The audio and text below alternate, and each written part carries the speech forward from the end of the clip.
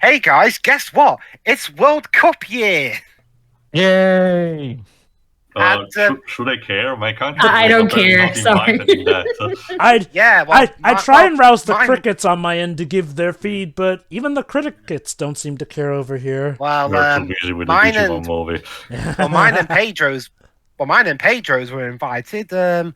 Wales are having to check their schedule at the minute at the time of this recording. I hear Canada made it We in. care more about rugby anyway. We all know when the World Cup this year is being held. Qatar, a pretty controversial decision, and in fact, funnily enough, the announcement of that thing was the catalyst for the downfall of some of the people who are higher ups in FIFA. One of them is in this movie. Wait. Controversy involving FIFA? What a Surely you novel must concept. jest. yeah. FIFA was squeaky clean. So anyway, welcome everyone to our redo of our commentary of United Passions, a film from 2015 that got a release and starring, for some reason, Tim Roth as Sepp Blatter. Well, don't worry, he doesn't show up until Yeah. 2/3 into the movie. Jesus Christ. Small correction, Dwips. It's actually 2014. It premiered at the Festival of Cannes in June 2014, but it was released 1 year later for some reason. You want to know what's great? It coincided with the 2015 FIFA corruption case, in which America finally had enough of FIFA's bullcrap and arrested them. Brilliant. It's like, what John Oliver said. It was bizarre how it took the country that cares the least about football to stop the people that have been ruining it. But I guess it was more to do with, a lack of bias in that regard. Yeah. Pretty much, because from what Dwibs told me in our original United Passion stuff, there was a lot of bias and corruption involving the sport of soccer over in Europe, of all things, to the point where you think it's being run by the mafia or something. But speaking of money and whatnot, yes, this movie on a budget of 25 to 32 million US dollars. 90% of it was funded by FIFA themselves. It grossed worldwide 168,000 and $832. But it gets even better. Want to know how much it grossed in the United States? A grand total of $918. But maybe the critics saw something we didn't see. 0% at Rotten Tomatoes. I mean, hey, they can buy a PS5 between them or something. I don't know. They can buy a PS5 and a Switch. Not just that. This movie has a 2.1 rating on IMDb. 0% on Rotten Tomatoes. I mean, I know it didn't have that many reviews, but still.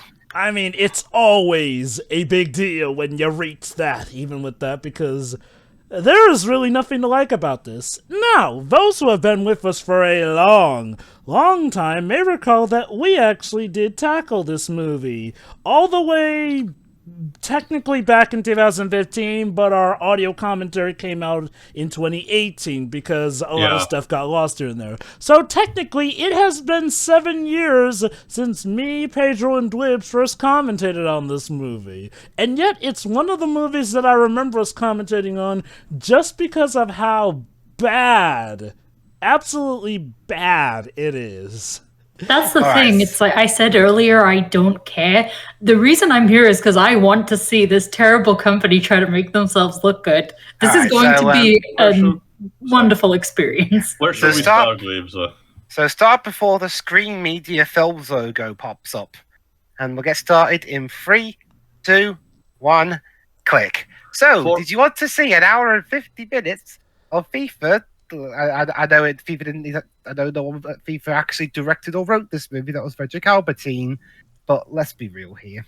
Do you want to see them try and spend an hour and 50 minutes? This story is inspired by actual events and real people. Certain characters portray characters in the dialogue spoken represent the work of dramatic fiction. Yeah, dramatic fiction. I'm not a fly on the wall. Do you want to see them try and prop themselves up for an hour and 50 minutes? Okay. I'll be fair. A film like this, especially considering the time it was released, could maybe have helped FIFA present their side of the story. Well, they got their chance, and it honestly actually makes them look worse. Also, unless an actual alien invasion happens and the future of humanity has to be decided Space Jam styles with a football/soccer match, I'm not really gonna believe that initial disclaimer. But Tio, this is supposed to be. Wow, can movies stop having bland titles like this? I know that it tries to have a more soft kind of intro to lure yourself in, but come on, be a bit more grandiose. You're supposed to celebrate the sports of football in general in modern context. Why don't you go for a rampaging kind of thing, like United Passions? No. Hey guys, so what would the Activision equivalent of this movie would be like, I wonder?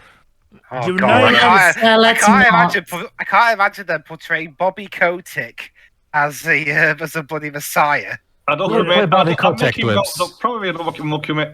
Probably a making of a documentary of the Call of Duty franchise over the years. If he were still acting, I could totally see Tim Curry playing Bobby Kotick. There's that actor. Sorry, Jon Favreau could actually look. Oh my God, he like could, him. Yeah. So this film is about the origins and trials and tribulations of the renowned FIFA organization. So again, as someone who doesn't know much about the sport, not for good reasons, but they are. I don't know exactly when it was born in the history of mankind. But again, I know that it started to officially be promoted at the very end of the 1800s, early 1900s, because, yes, as you mentioned, FIFA was founded around this time, but some sports club in my country actually predates that by actually still being in the end of the 1800s. Oh. Historically, as far as people know, football was invented in England. So our story begins in what other place? London. Okay. One running thing throughout this movie, FIFA are so unbiased they decide to portray all Englishmen as racist or sexist or both. And which that's the best way of getting people on your side. Generalize an entire country. Did a disclaimer said that they decided to not stay super realistic? Okay. That's pretty much just their get out of jail free card, because for all intents and purposes, this is supposed to be a historical film. Because otherwise... Yeah. This bit.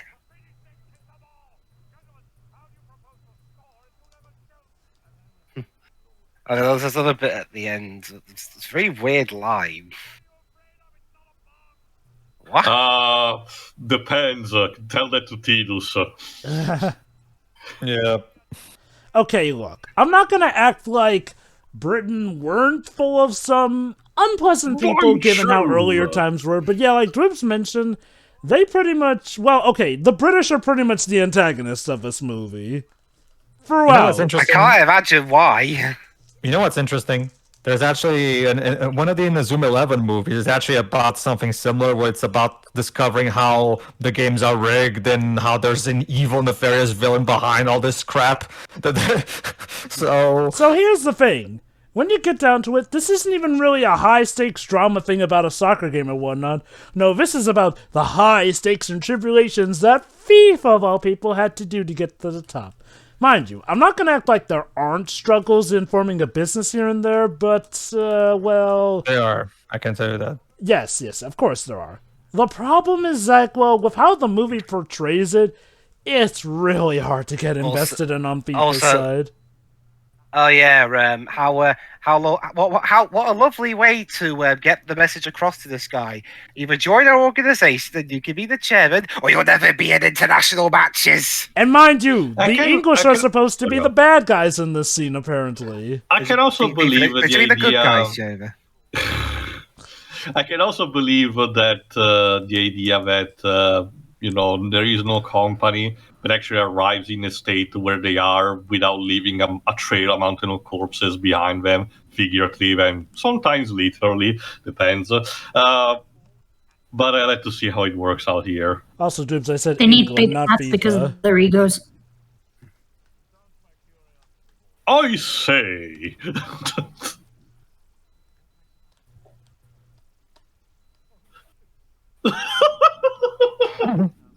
complete with the monocle and everything.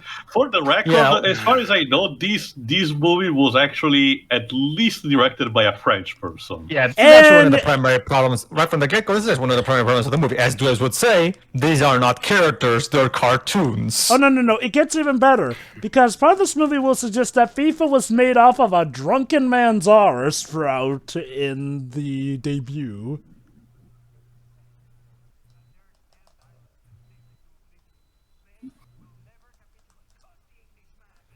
Are you talking about forming FIFA or negotiating an armistice in a war? Yes, they can both. Is there be a true. difference? Exactly. See.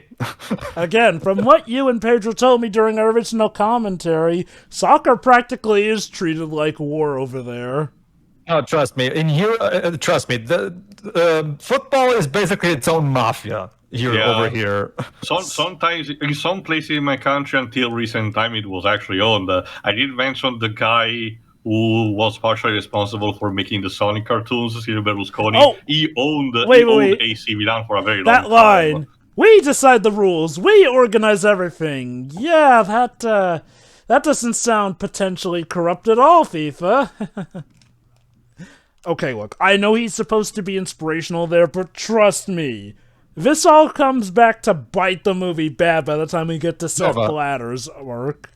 Joe, but don't worry, trust me. Anyone who knows anything, even remotely anything about football, and by that I mean soccer, knows exactly that this is bullshit. Trust me, it's common knowledge. Again, my mom could call this movie's bullshit. I think that on paper, what they just established now could have worked for the time it was made, because the nations of Europe and for the rest of the world were in such a turmoil that having an organization for entertainment that had to step up above, political problems and said, if you want to actually compete with each other, just stay in fucking line, or we're not allowing you to participate or stuff like that.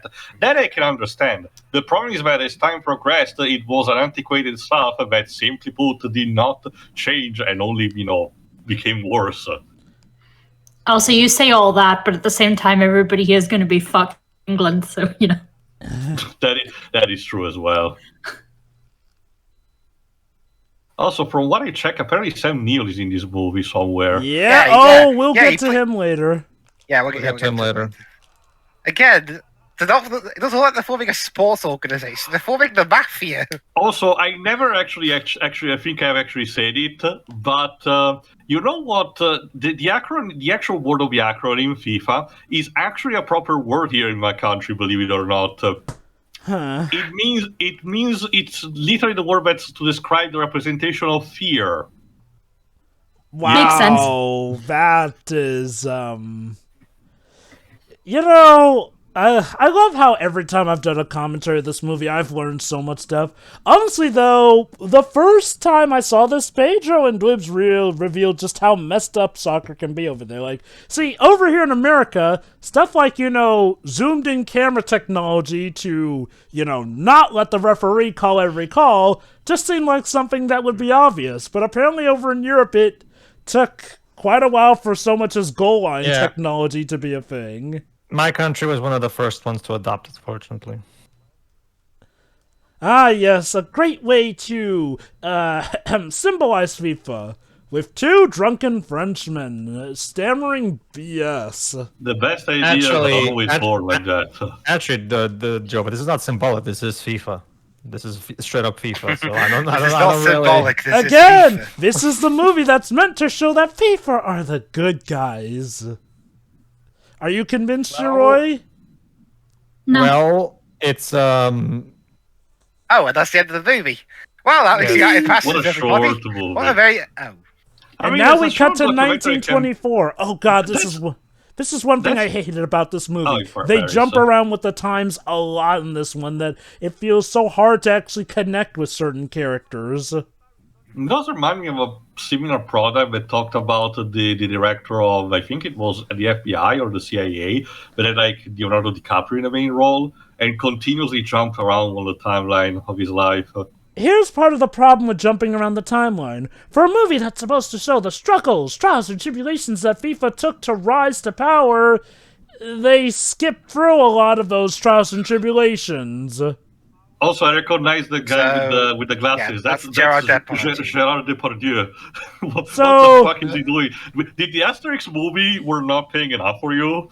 So, No. Dwibs, I have a question. If this movie is going to cut through the actual drama, what is there to actually root for? Sorry? Again, if they're going to cut through all the drama and actual trials and tribulations by just time skipping, what is there to root for?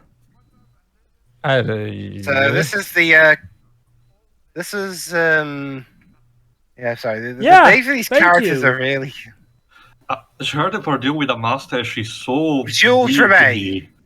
He plays Jules Rimet. Probably of all the major presidents of FIFA to be given screen time in this movie, he's the only appropriately casted one. Jules Rimet was French. Gerard Depardieu is also French.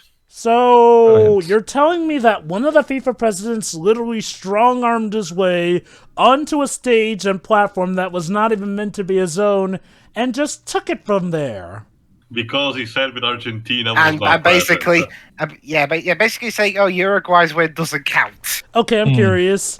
So, let's forget how historically accurate this may or may not be. Again, I guess this is supposed to show that FIFA were welcoming, because I'm, again, having a hard time deciding how this is supposed to make them look Why are you good. looking at me like that? FIFA is about as welcoming as Roxanne's dad in a Goofy movie. Oof. But, yeah, no, I'm curious. How historically accurate actually is this to the soccer fans? I don't know. Pedro? Let me see the critical reception. Okay, let me put it this way. Yes, okay. It's you have to understand that what we do know is, of course, what's been revealed to us in exposés and stuff like that. Obviously, we don't know the inner workings of every single aspect unless you actually work there. But yeah, based on what we do know, yeah, this seems pretty much on point. Yeah, I guess. Which, in a way, works against FIFA, surprisingly. I mean, they're truthful, but apparently some of that was not their intent. Oh yeah, one of these. I had this bit coming up. Him trying to form the first FIFA World Cup.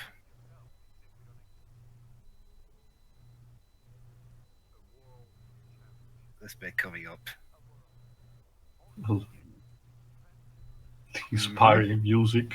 I know, right? Seriously, this He's movie bad. tries to pull out all the usual. What? He's bad.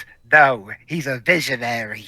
Oh my god, this movie. Yeah, that's the typical cheesy line that you will see in a sports movie. I was about to say, this movie pulls out all the sports drama tricks, and I guess it's got to the point where even the critics saw through it. Like, the score is done by a guy called Jean-Pascal Bintu.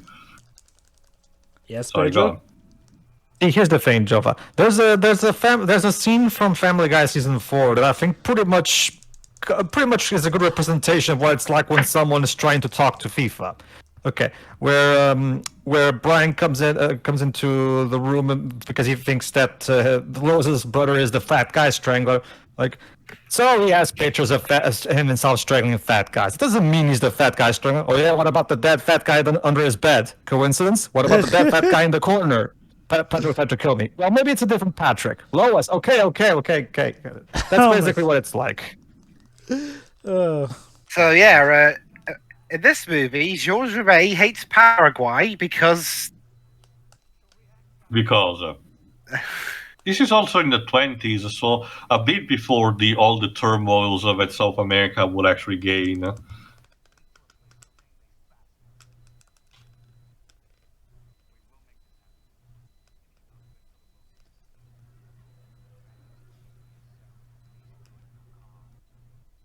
You know what's funny? How he's talking crap about the English, even though he sounds like he has a British accent.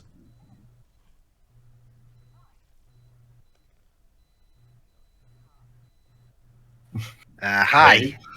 She will not matter much in the story. I can't believe that. I mean, the story will pretend that she matters a lot, but no, she doesn't. Again, despite the fact that it's been 7 years since I've seen this movie, I can remember a lot of the broad strokes because of how bad it is. Actually, it was Uruguay he was mocking, not Paraguay. Sorry.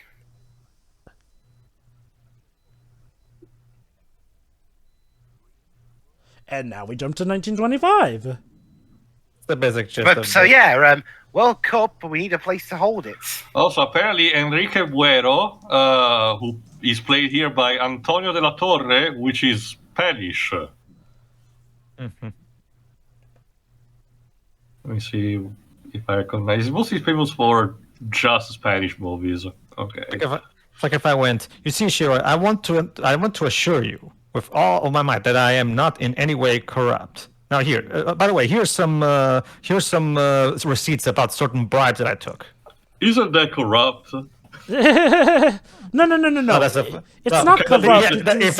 Hell, that's what we need. That's what we need. We need a neo-Brit movie exposing the corruption of FIFA. There you go. That would be amazing. So yeah, this representation of Uruguay. So the guy representing Uruguay here. Yes. Unlimited funds. Gee, a guy promising FIFA unlimited money. But Dwibs, isn't that cheating the public? Isn't that corrupt? Exactly. See? Yeah. Okay. And yet a bit later on in this movie, for some reason, Remay says we're going to make a world championship at a location yet to be determined, even though they already shook hands on Uruguay. Like, okay, maybe if this is about that FIFA was at a point of desperation and they did this fine. But again, later parts in the movie pretty much just show how wrong this all is. Getting mixed messages here. Again, why would you advertise pretty much an audition process if you know who the winner's gonna be? I mean, Jesus Christ! If you're gonna bullshit us, at least do it properly. Yeah, and now we jump to 1928. Here we go. You already know all the countries, you liar. Probably intentionally just to squeeze more money out of these investors. Again, I thought FIFA were meant to be the good guys. Okay, so Dwib, should we reveal kind of the tidbits of this movie's development yet, or do you want to wait for a bit? I mean, I already said earlier that FIFA funded 90% of this film. Well, yes, and they funded it. I guess it can be elaborated later, but apparently most of the acting crew and the director himself also hated doing this movie. Yes. Yeah, there we go. I wonder why. La La Land. Oh wait! Wow! Wrong paper. What a shock! You made a backroom deal also, with Why they're the host?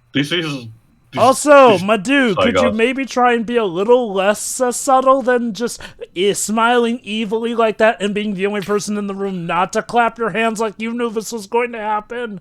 Like, holy cow. Okay, so I kind of wanted to wait until we got to Tim Roth's performance, but I might as well reveal this now.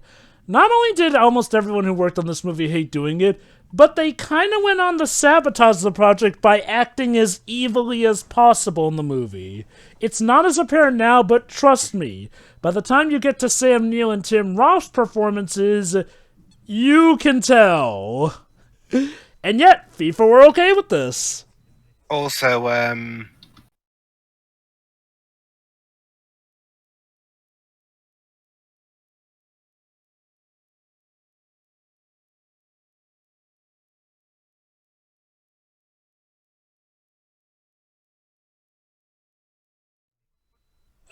Ooh, am I right? They think that. We did it, Joe. We did it. We have the racist asshole and we have the misogynistic asshole. The party's complete. And all combined into one character. What will this character matter to the movie? where they can't play football. I guess for next we can have what kind of other bigots do we have? We already covered the misogynist one. We have who's also the racist one. What other kind of bigotry can we add into this movie? I guess we will need someone homophobic, but I'm not sure how does that fit with the sport right now. That jaw movement. Don't you see that, guys? The FIFA president just stood in the face of a racist and sexist man there. FIFA are the ones who stand for all rights. I'm gonna wait till Sepp Blatter says a certain thing in this movie because that's gonna be ironic. I'm gonna take things that never happened for 500, Alex. Like, look, FIFA, that is revisionist history. You've had your own history of being racist and sexist yourselves. So, yeah, shove the lies where the sun don't shine. Like this, I mean, it's particularly bad with football, but sport in general has fostered a very awful environment. Like, you can't pretend otherwise. And yet, this is supposed to show FIFA's side of the story, Shiroi. Wait. Now they're bribing this guy. We're the good guys, I assure you. Also, Shiroi. This all just screams it's not cheating, it's creative winning, and mind you, Shiroi, keep in mind, FIFA actually legit believed that this would make them look good. I'm not kidding. This was their intent, and they believed that this movie would make them look good. Starting to see why this movie got a 0% on Rotten Tomatoes. Also, wait, Thomas Kretschmann is also in this movie? What? Yeah, he plays an Adidas guy. Also, again, with the jumping around of time dates here, the movie cannot stand still to save its life, I swear. At the very least, we're in the same year for the time being, so there's that. You keep having to remind us what year we're in. What is this? Final Fantasy 13-2? Like a Frank Miller comic. Like where there's like constant. Yesterday, 3 days later. 5 minutes ago. 5 minutes ago. What time is it? Can you imagine if anime started doing that? Oh my god! I'm pretty sure there is at least something that does that.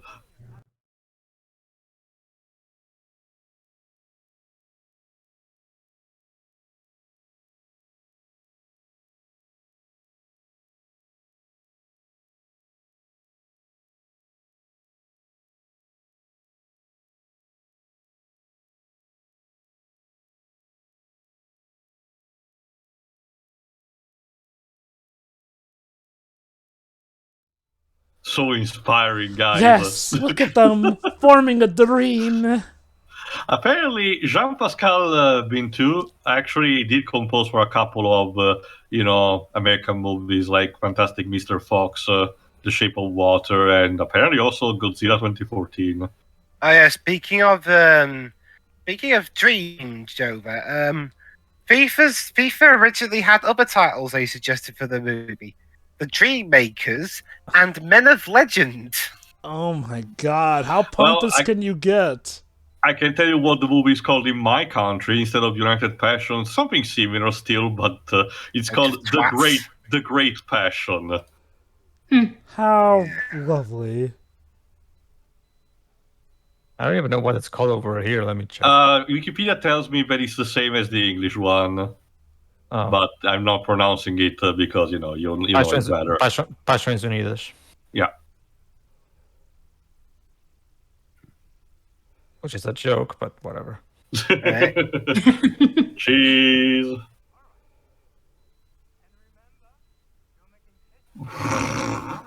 Ha! Get it, guys? Nobody says that. What? Nah, come on, guys. Don't you always say that when something that you don't know will make history ends up making history in the future?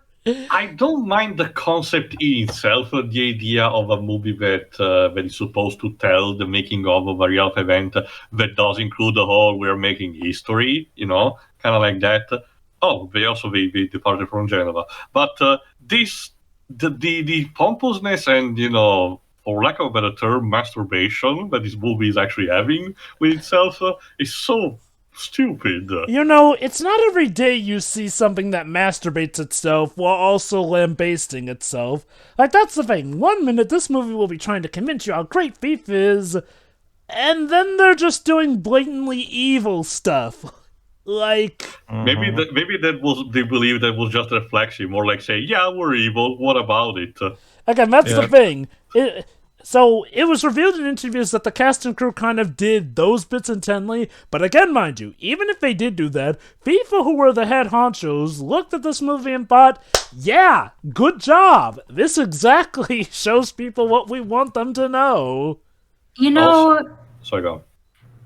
Maybe it's just one of those things of, the bad guy not believing that they are, they genuinely think they have some moral ground. And don't you know, Shirei? Every villain is the hero of their own story, after all. So basically, sure, what you're saying is that this is the filmmaking equivalent of going, I'm not crazy, I'll kill anyone who says I am. Yeah, why not? Also, mind you, the budget was very minimal, but this green screen is kind of bad. What? Nah, they're totally out at sea.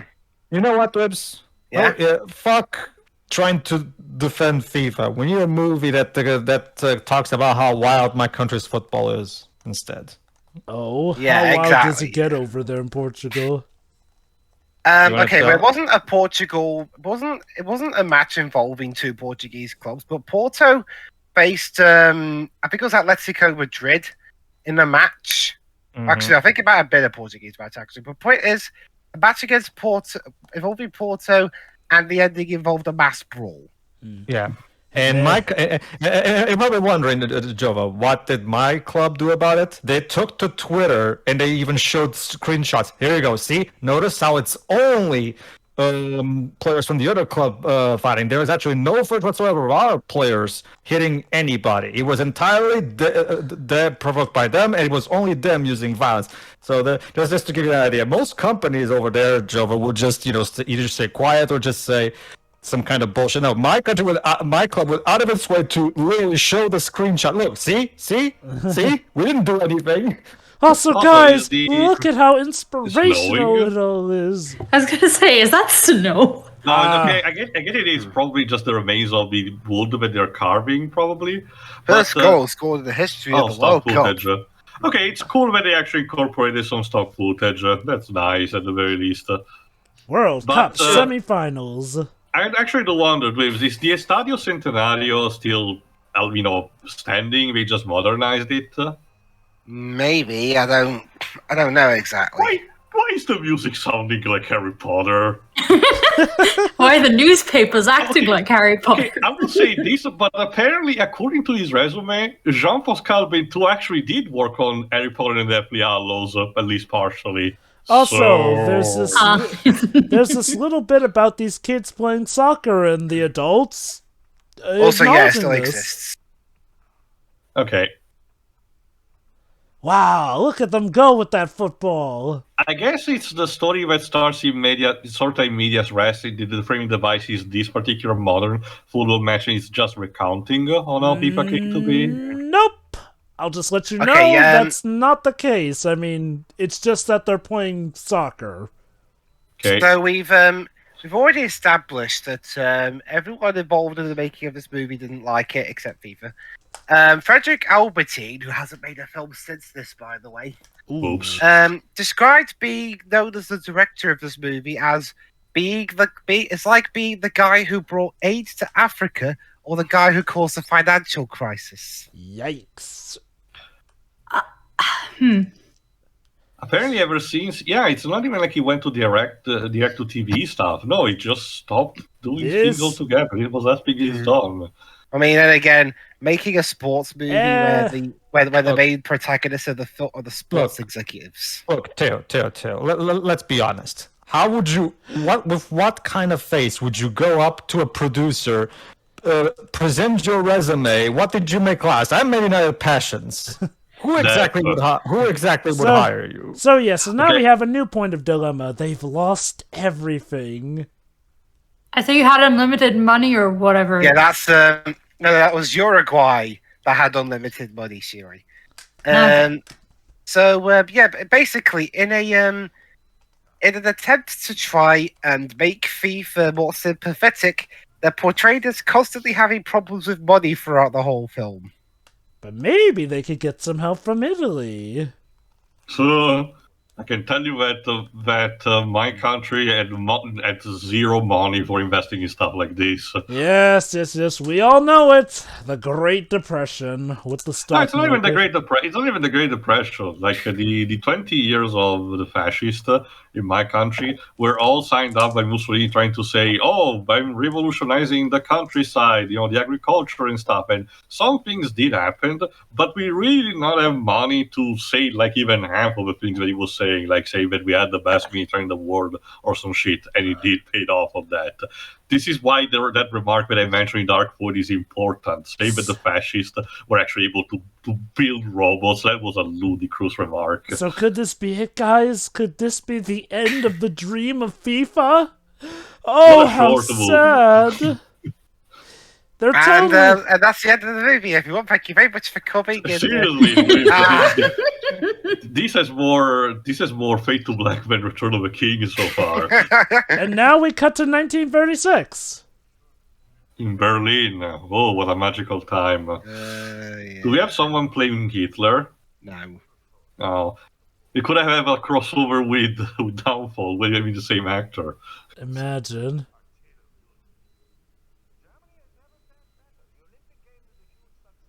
Oh yeah, after Jesse Owens pretty much embarrassed Hitler by beating one of the supposed Supermen there. That was great.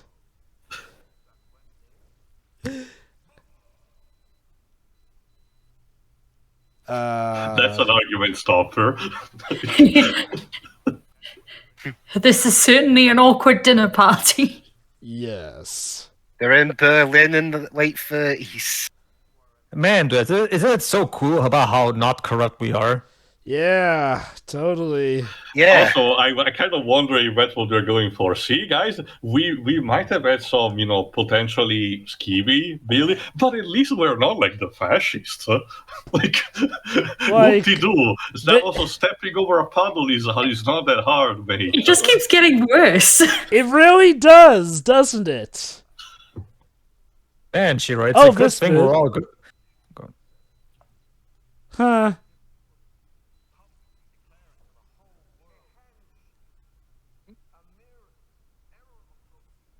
Uh-huh. Translation, he was a racist asshole. That guy. Can we stop the fucking... Yeah. Basically.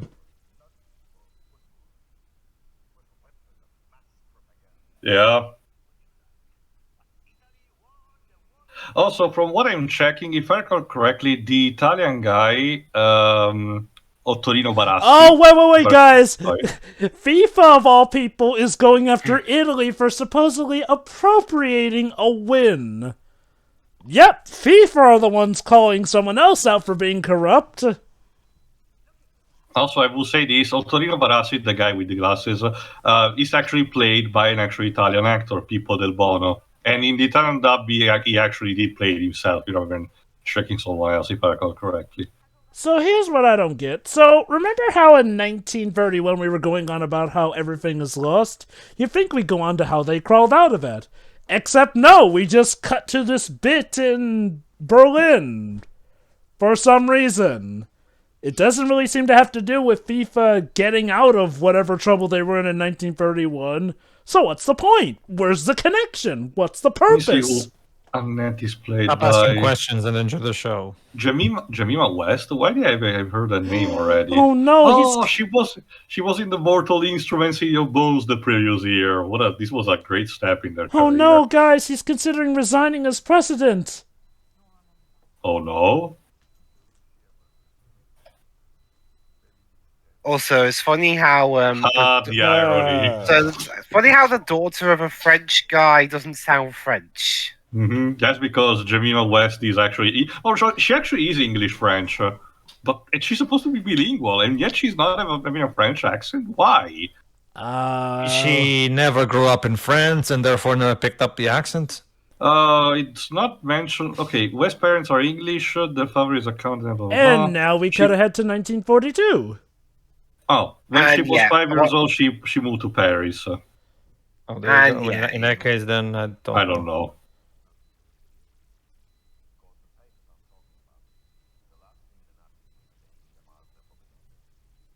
Okay, this actually would be interesting to see. The idea of someone like entertainment like FIFA having to actually struggle during the years of World War because, people sadly did not really have time for this kind of thing. But I'm guessing the movie is not really gonna dwell too deep into it. Dibs? Oh my god, these lines. Sorry? I was saying again, this kind of a premise of the idea of FIFA actually struggling during the years of World War II because the entertainment product that they were putting out was simply not available to many people for very good reason, unfortunately. Is an interesting concept that I kind of wish we would, explore more. But I get the idea it won't. Nope. No. Shame.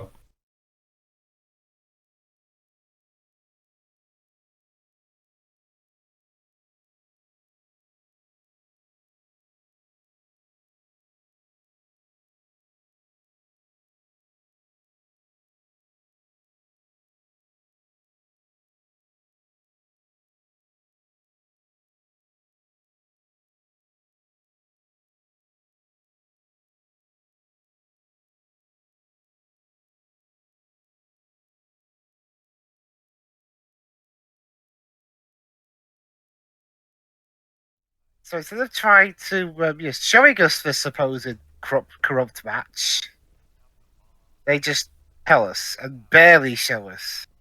Yeah, that's the other thing that is so weird. That we see most of the story from the point of view of the executives and almost never from the players. Yeah, and that's a really big problem. It's a soccer story with little soccer in it. Do we actually get to played by actors, of course, but do we actually get to see characters like Pele, for example? Well, the idea here is to just be a FIFA movie. I mean, if you want to see that, you'll see Goal. I guess this is the best adaptation of Football Manager, potentially. Like, I'm not gonna lie though, I feel like they should have maybe have had a bit more of the soccer given how they describe matches to us instead of, showing. It leads to a lot of characters having to talk about something that could have probably have just been shown proper if you showed the actual match. Yeah, neither were we. Oh, so because FIFA wasn't there, it I was guess we're in all Switzerland corrupt and now. terrible. Oh my god. Again, between the music and the solemnity of their words, these characters, this movie is so bizarre. It's like Shirai said, it just keeps getting worse and worse. It's the fact it's taking itself so damn seriously. It's almost going full circle and becoming a parody of itself. Oh, don't worry. By the time Tim Roth comes on screen, it might as well be a parody, but we still got a bit of time because was the editor of this. Also, holy cow, I forgot how messed up the pacing of this movie is. We're only 38 minutes in. Olivier Gajang. Let me see what else he did. Yeah, 38 minutes in, we've gone like 40 years. Yeah, it feels like so much yet so little has happened. He worked mostly on French movies. Okay. So it's like life? I don't know. I can't... Okay, here's the major problem. For every time they bring up a dilemma about FIFA, oh my god. It's either solved ludicrously quick, or it's just skipped over. Fuck off, movie. What is even happening right now? Precision. Yeah, we're off to Brazil. Oh no. So, now it's 1950. So are we still having any problems with FIFA? No, I guess FIFA's just fine. Oh, there you go. That's the whole movie right there. That's the whole movie right there. That in exchange right now. I'm not a thief. I didn't say you were a thief. Let's just say I borrowed it. There you go. That's the whole movie in a nutshell.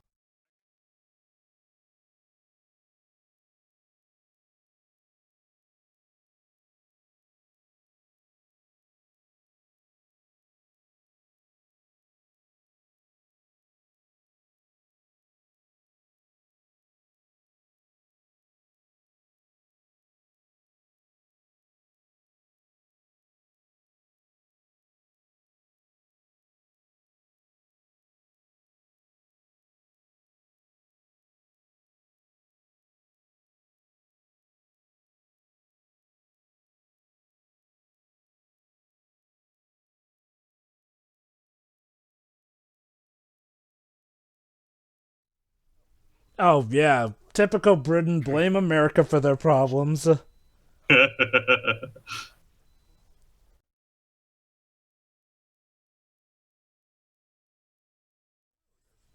Did you pee in the wall? No! America did it!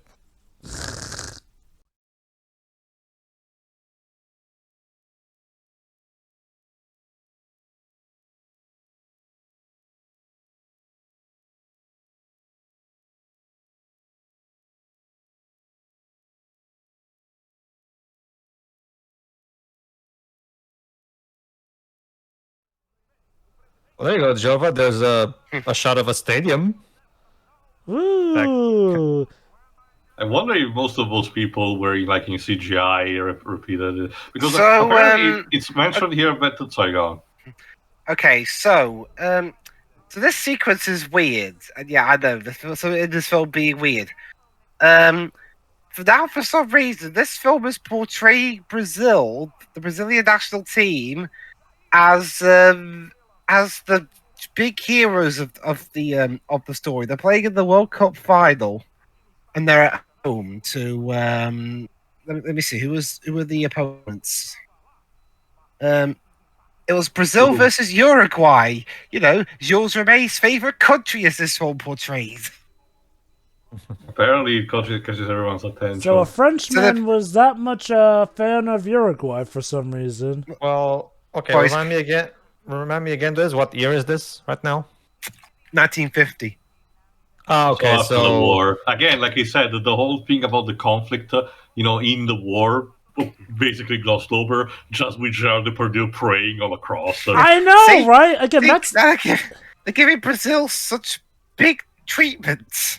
Okay, like I wonder if they wanted to market the movie for that audience, kind of like the Woody Woodpecker movie. Brazil is the country of football.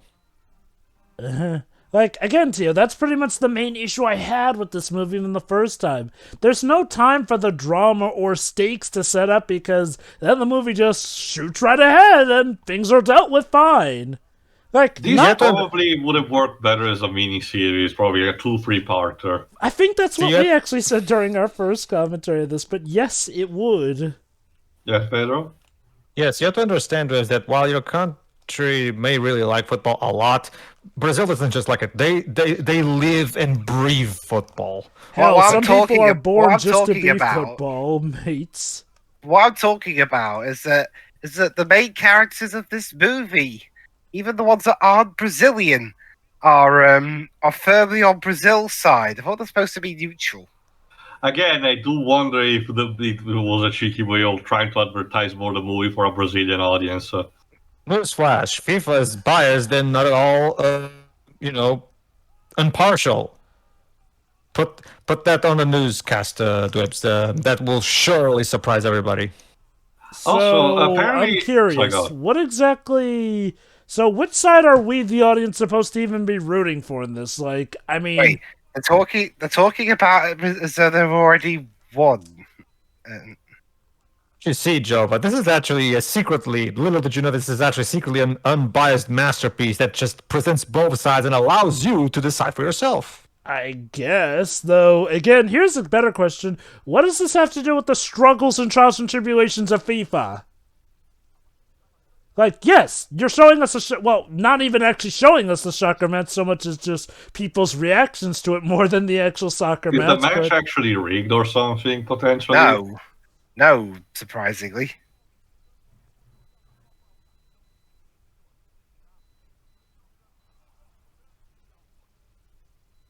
I can hear potentially the political reasons behind it, because now it was the time where the South American countries were in a big turmoil and most of them were governed by dictatorships. Okay, is it really going to be just you presenting the trophy? You should have at least 2 more people with you or something. What the fuck? Wait a minute. What the fuck?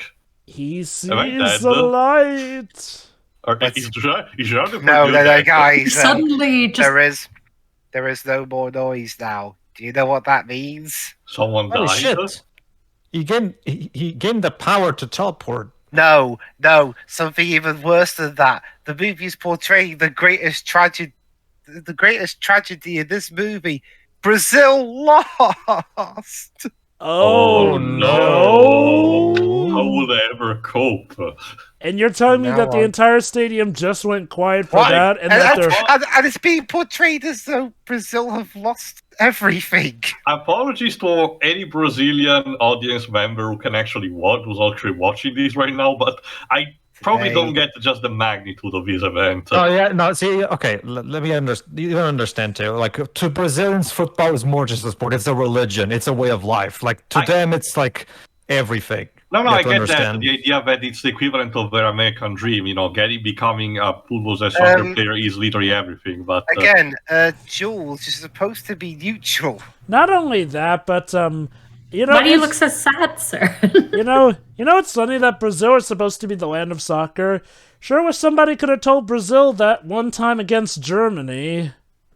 To give you an idea, in the FIFA World Cup 2002 tie-in game, they made a special interview with various people from all over the world asking, why do you like football? And when they got to the Brazilian responded with, why do I like football? Because I'm Brazilian. And then the guy asked them to clarify, well, a Brazilian who doesn't like football is death. He skipped 6 years to his death.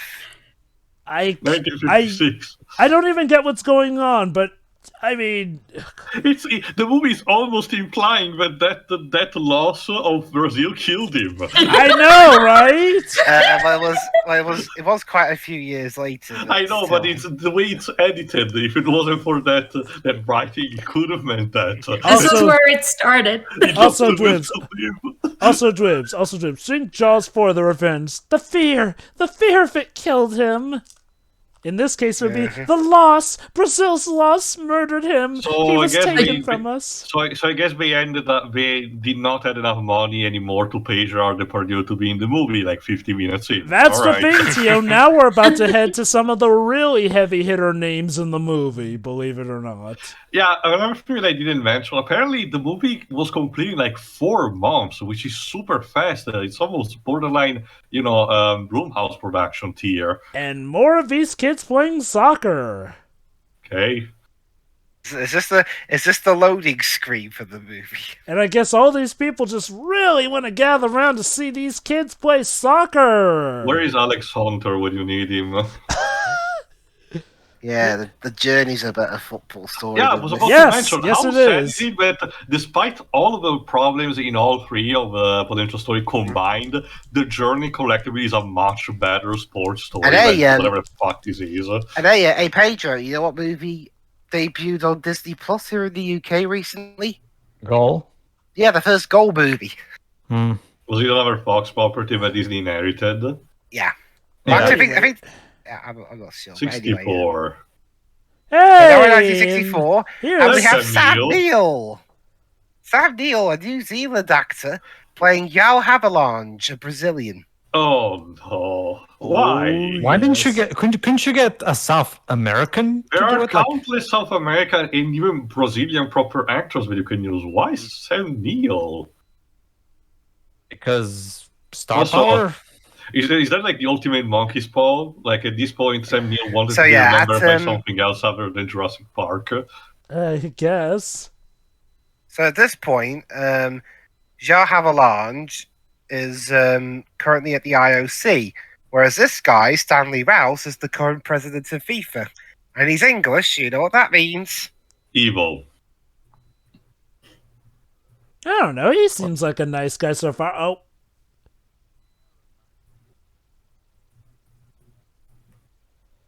Again, they skip over a lot of the more interesting parts in history, I would argue, as well. Like, actually showing the damn World Cups. I'm not even sure if it's a case of, if you're a fan of the history of FIFA, the things that are just briefly mentioned will be enough for you. Because I get the idea there's a lot of stuff they don't even talk about. No, they don't. This movie is just terribly oriented. It's terribly oriented for you if you... Japanese exclusive novel. Kinda. It's like the equivalent of that. Oh, speaking of which... wait, at least they're showing our World Cup victory.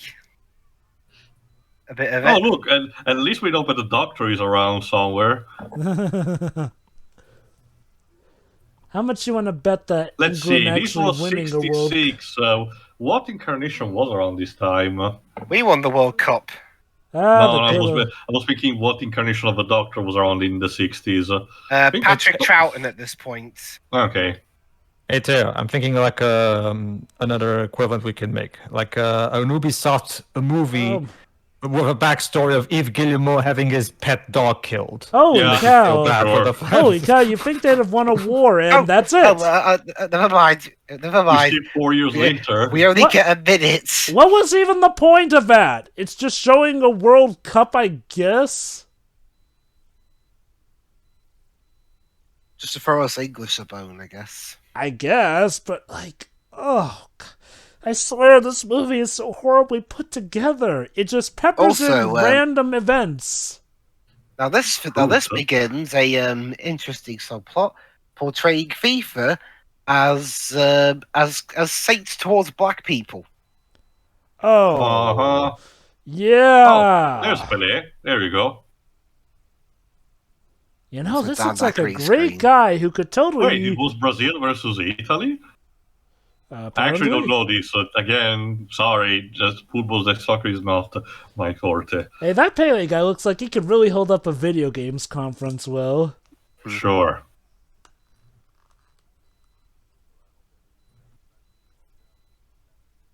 Let me see who is played by. Andrew French. Let me see. What else he did? So, that's the thing. We went from Brazil losing to now Brazil celebrating their third potential win. Like, again, it really feels so disconnected. This is like if, per se... Okay, let's say, like, in a Final Fantasy plot, we go immediately from the heroes losing and everything seeming dark and grim to suddenly now the heroes winning and no explanation about it whatsoever. Like, again, Joe, to an extent, it's what happened to the Digimon movie, the American version. Oh my god, it is. Okay, I will. Well, to an extent, anyway. Yeah, comparing. Okay, I will give credit to the Digimon movie. At least, it wasn't the failure of that film wasn't down to a lack of passion or anything. It was just down to people fucking about. And B, well, for me, Fox and Saban are not as bad as FIFA. I'm sorry, that line. Victory comes to people who know how to achieve it. Why does that sound like a threat? Okay, movie. When your characters are more cartoonishly villain than the villains from Inazuma 11, you've got a problem. And again, they're supposed to be the good guys, mind you. Anyway, checked Andrew Games is an actor that has been doing stuff ever since the end of the 90s. It was a very minor role in the Tailor of Panama. Decent movie now to me. But he's still doing stuff to this very day, but I don't recognize anything else. I mean, at least the villains in Inazuma 11 are proud to be evil and own it. You guys can even claim that. So now, our new president. Yeah.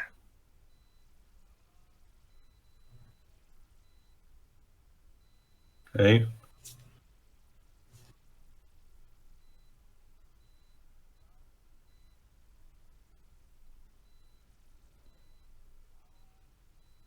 I love all the music, it makes it so tense. I'm sorry, who am I supposed to be rooting for here?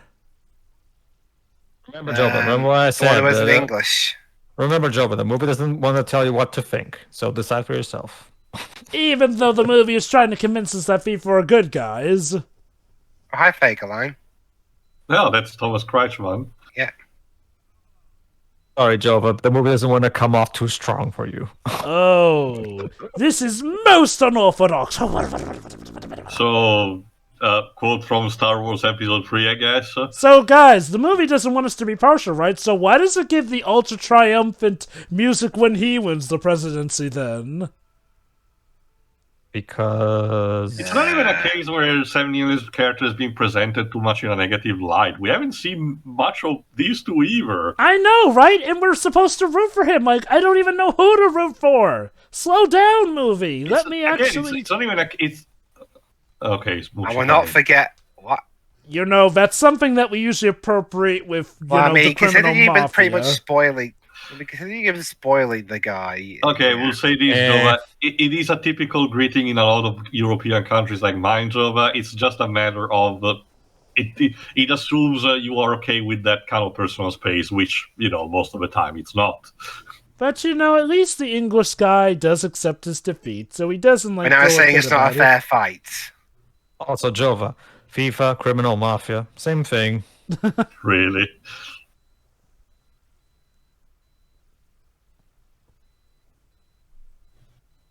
I had this bit.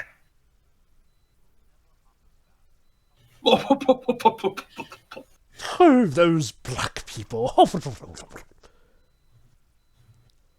Okay, so... Oh my god, seriously? Betrayal. You're racism in a grudge because you had that kind of quote-unquote betrayal in the past. That's, what that kind of plot is? That's the plot of a Christmas Hallmark movie where the villain is revealed that he's evil because Santa never gave him a toy when he was a child. No, seriously, same vibes. This guy isn't just racist. Oh no, I don't disagree. It's just funny. No, don't you see? This guy isn't just racist. He's super racist. Wow, the worst kind of racist. 75 is racist. And here we are, the quote star of the movie. Did you get from the memes? Sepp Blatter, played by Tim Roth. There's actually a Dragon Ball Z meme of like, hey guys, I'm super racist. Now I'm mega racist. Now I'm ultra racist.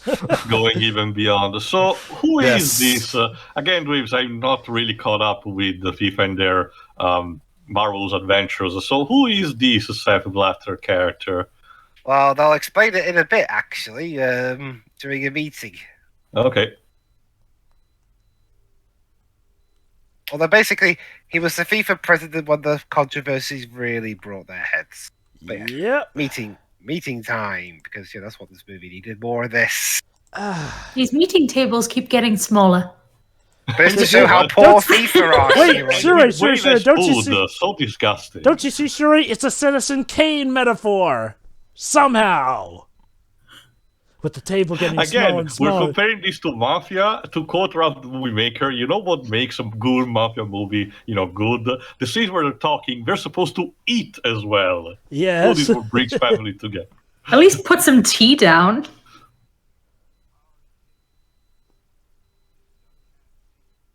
Okay, I haven't heard many Brazilian accents, but No, I can tell you I can tell you that his accent is terrible. Also, wow. The benevolent FIFA president condoning making deals with dictators. And say that we need to take advantage of the fact that the world is in turmoil. Hey! Hi. Spectre? A little group, he said. Yep, he's good at finding money.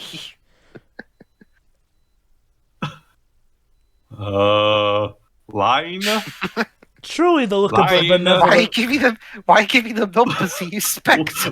What happened? Were Timber supposed to say something, but he forgot the line? So, Dribs, I gotta say, the origins of Spectre are looking to be quite interesting. Pretty boring, actually, Joe. But no, Sam Neill is not related to James Bond in this version. How can we do that? Also, got a lens flare.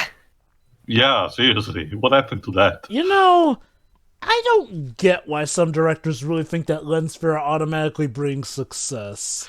No, I get what they were trying to do to say the fact that there was the sun, so it was kind of like to simulate that. I was playing that earlier bit just then. Okay, I really get the idea that they just had collection scenes, they don't knew where to pull them properly, and the editor was just told, just put them there, because otherwise we're not reaching a theatrical cut. Like, again, I really am beginning to remember why this movie is regarded so badly. This is one of the worst put-together movies I have ever seen. The transitions are terrible, and the pacing is awful, and a lot of these scenes do not even really connect well with other scenes.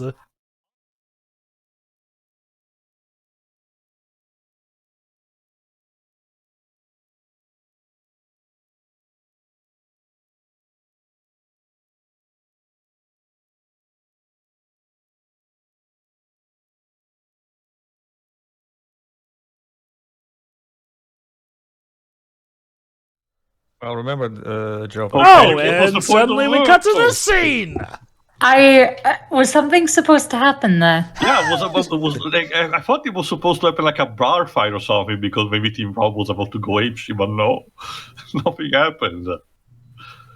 This is kind of the equivalent of watching a slasher movie, but the killer never arrives. I know, right? It's not even a case of you're stuck with the annoying teenager. It's more like a collection of people just doing stuff. So would you say that this is the equivalent of like a mafia movie without any hits? Okay, so the point of that scene apparently was to show how Sepp Blatter got a exclusive partnership with Adidas. Why didn't he just show them at their tables? So why didn't the movie actually show him doing the meeting with the people? Instead, we're told that he managed to do it. We literally cut right before the actual discussion between them. It's not like there haven't been enough meetings in this film. Maybe they met their meeting quota. I don't know. And now also, we cut to 75, Bern Zurich. Also, yeah. One of the biggest sporting deals in the world was apparently done near a motorway. Okay, well, I can't believe that. And yet, we're only a little over halfway through the movie, believe it or not. Again, for a reminder, Kingdom Hearts was conceived in an elevator. I was about to bring that up. Yeah. I know that it say like that sounds very dirty, but yeah. No, I mean, sometimes some of the biggest projects are literally made from the most weirdest of origins. In a coffee bar or something. I can believe that. Which is funny, because Sora got into Smash a similar way as well. Remember, Teo, the Metal Gear 2 was conceived in a train. On a train. So I will also say this: Thomas Kretschmann seems actually pretty decent also in his role. Like, okay, to give him credit, Thomas... There's no saying when inspiration will come, Teo. When it does, it just comes. Yeah. Oh, God. If it comes to you first, just spit it out. To give Thomas Kretschmann credit, I think he always gives a ton of effort, even in the terrible movies he's in.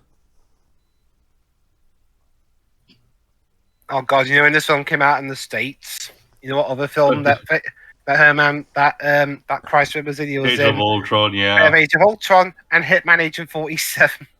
Ooh. Product placement. I mean, considering it's supposed to actually be the Adidas Corporation, I guess it makes sense for authenticity's sake. There you go. That's probably the most clever thing in this movie. How they worked in their product placement. I guess it was more of a case of, the company arriving to Adidas and say, hey, we need to recreate this scene that happened with your company. It essentially give you real publicity. Are you okay? But like, yeah. That's ironically a thing. There's not been a lot of product placement in this movie. And to be fair, it's a historical movie, so they kind of would have to stretch to add that. Again, that's the weird thing about it. I can tell that the movie is trying in some capacity, but it's succumbing to its own, making in a way. It really is. Like, reminder, we started over in France here, and this movie will kind of forget about that for, like, the rest of this movie until the very end.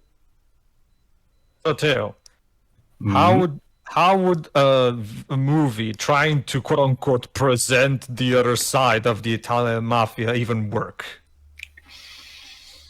God. Well, we do have actually, okay, not the other side, but I can tell you we do have very good mafia product that talk about the actual clans and not in a good light, obviously.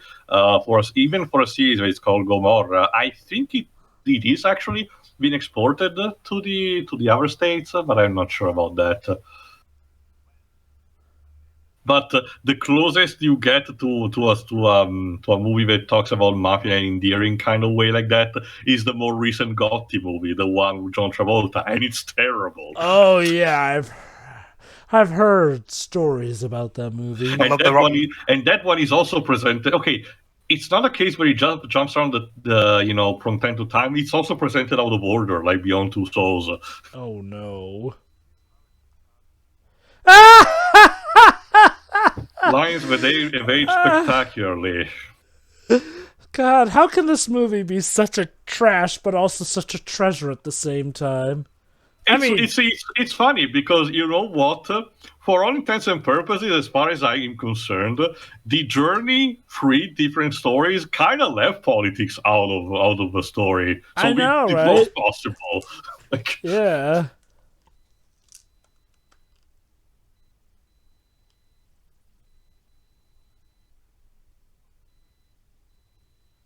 What a shame.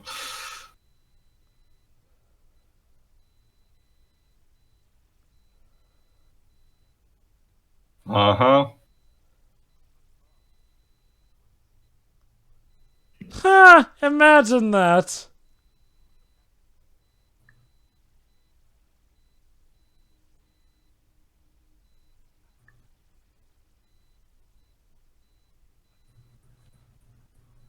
Sweet Jesus, this is becoming a Godfather spinoff. I believe in FIFA. FIFA has made my fortune. Oh my god, the sad piano. What?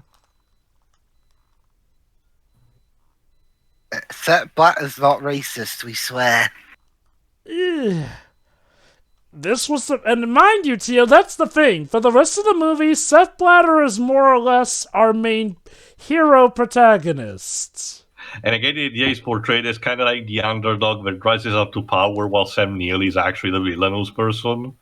No. Sam Neill's also supposed to be like the big good guy. But that's the thing. They got Tim Roth, a guy known for often playing villainous roles, to play the hero, Sepp Blatter. I still do wonder how is he going to turn out again as Abomination in the She-Hulk series. I guess we'll have to see. Like, I just don't get this. Okay, look, sure, yeah. Typecasting can be a thing, sure, but really, FIFA, you hired the guy who is prominent at playing villains to play Sepp Blatter. And mind you, while stuff did culminate in 2015, people were already starting to get suspicious of FIFA. Heck, that's part of the reason they made this movie. So, now FIFA are going to be hosting the next World Cup in Argentina around this time. Argentina's wasn't doing that well. And here's another problem. I think they were under a dictatorship at this time. So here's another problem. You know how the movie starts off about FIFA, rising in their troubles and tribulations? Yeah, by this point, FIFA aren't the underdogs anymore. So, They are, actually. And it's not even like term... Okay, it's still like the Cold War, technically speaking, but it's a much less turbulent times anyway. So, again... Okay, so at best, you could say for, the earlier half of the movie, they were kind of the underdogs, but honestly, a lot of this movie isn't even about that. So the advertising for this movie ended up being a lie. You know what's interesting? Back in 2007, there was a Portuguese movie called Corruption that was intended to expose the corruption of my club. It was kind of interesting, except it was mostly just an excuse to have orgy scenes. Basically. Wait, what? Well, okay, basic joke, but the idea is that apparently my club's president bribes referees by giving them plenty of women to sleep with, basically. Uh-huh. Oh, wait, are we about to get the line?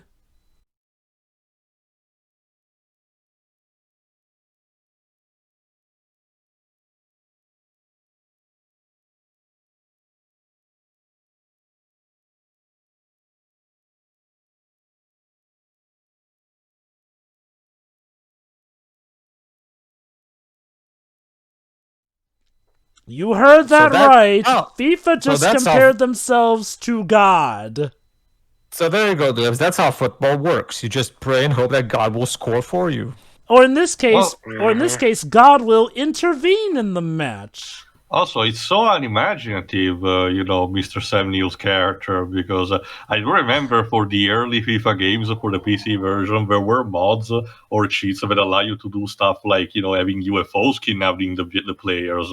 Oh, I think there was one FIFA game where if a player got sent off, he got kidnapped by aliens. Yeah, I think that was that. I miss those days. What the fuck is this? They are literally comparing themselves to God and are willing to... Okay, these transitions are so stupid. I'm sorry. Again, FIFA are the good guys. Trying to make it so endearing. Mind you, this was literally just after a scene where FIFA compared themselves to God interfering with the football game. What is even... Also, like I said, I do appreciate the fact that they use stock footage also for authenticity's sake, but trying to merge it also with the stuff that they filmed doesn't make it seamless at all. So what you're saying, Joe, the bladder is M. Bison? But Pedro, he's supposed to be a good guy, according to the movie. Supposedly. Allegedly. Not really. Movie? And we skipped to 1979. Movie. Oh, okay. I guess we needed a panorama shot. What was that for? I had this bit coming up. This is what I was talking about earlier. Okay. There's another 2 balls on the field of play, you idiots.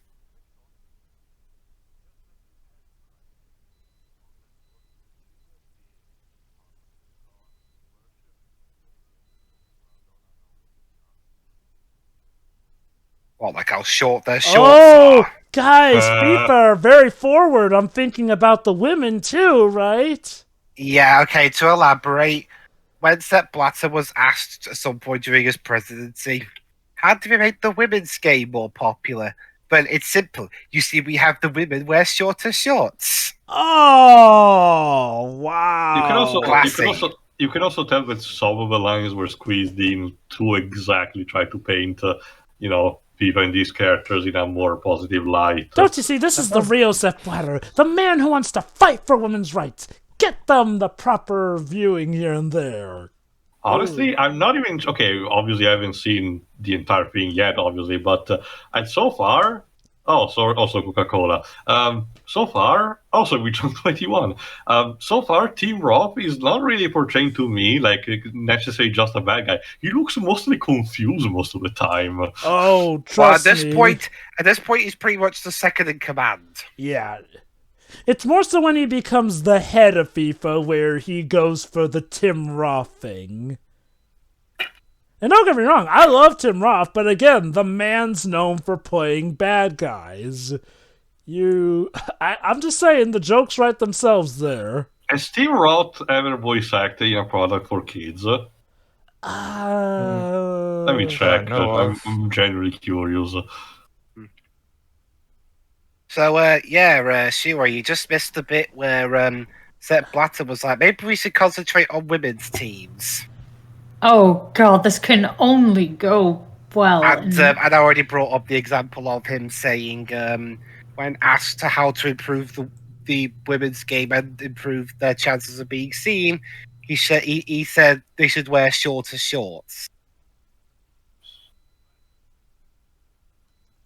Incidentally, Shiro, you also missed a scene where FIFA blatantly compared themselves to God.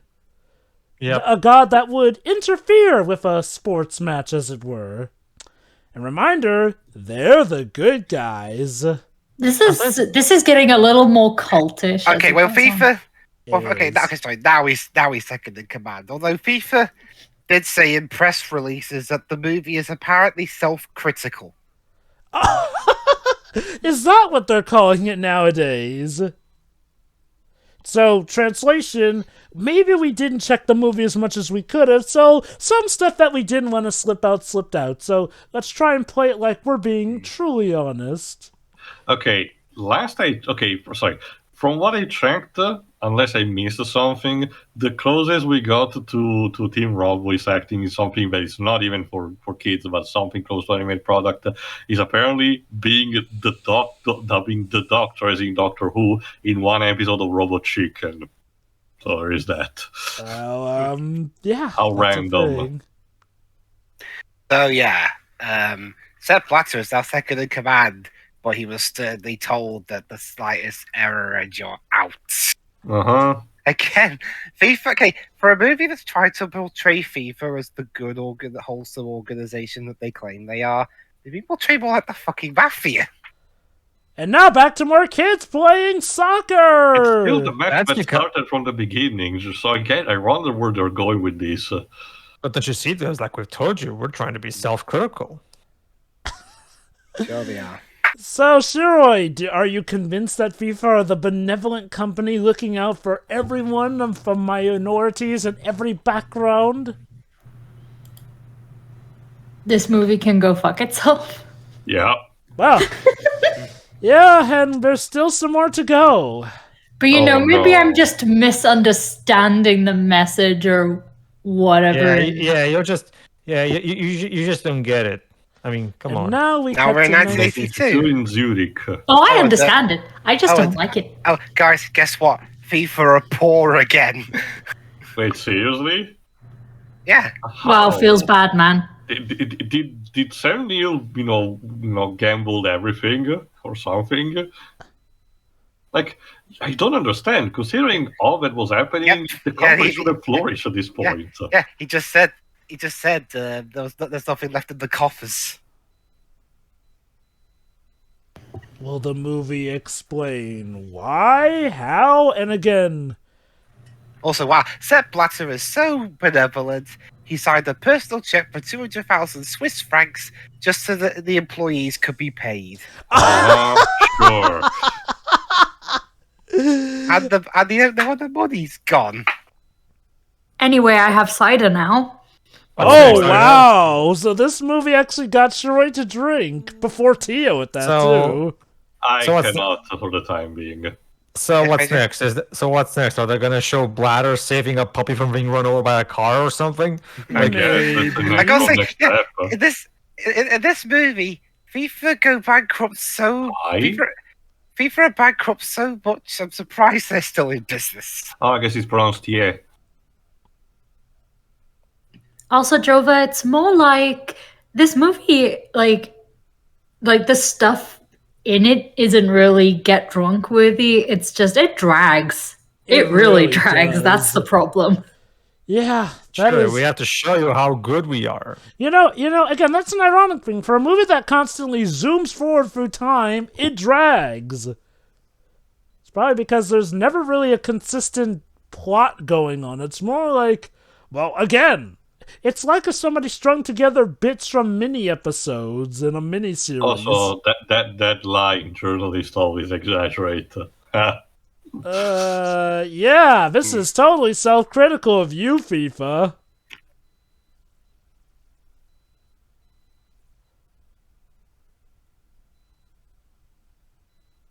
Line.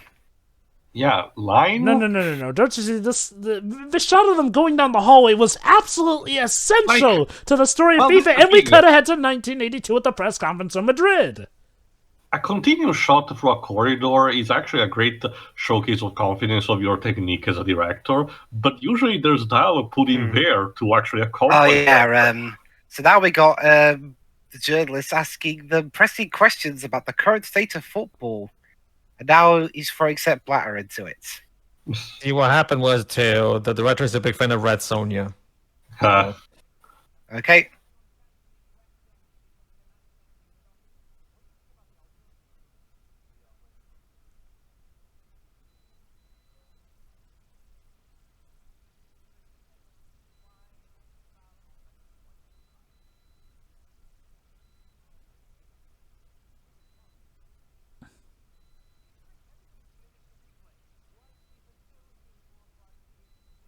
Hey, Dwibs, can you answer that It took you 30 years. I guess it was a prominent problem back then. That's the thing. 35 years even. I was really shocked to hear that by the time we commentated on this movie first in 2015, they were only very recently starting to get up video usage here and there too. Totally not a way to fix the matches. What the heck? I love how the wind blew up way whatever haircut Sam Neill character is supposed to have. Oh, yeah, it's a press conference, not a trial. Yeah, because I'm sure FIFA won't ever end up in any trials. Also, why is the music going all Star Wars on us? I can tell you that Jean-Pascal Vintou is not really guest composed for a Star Wars product.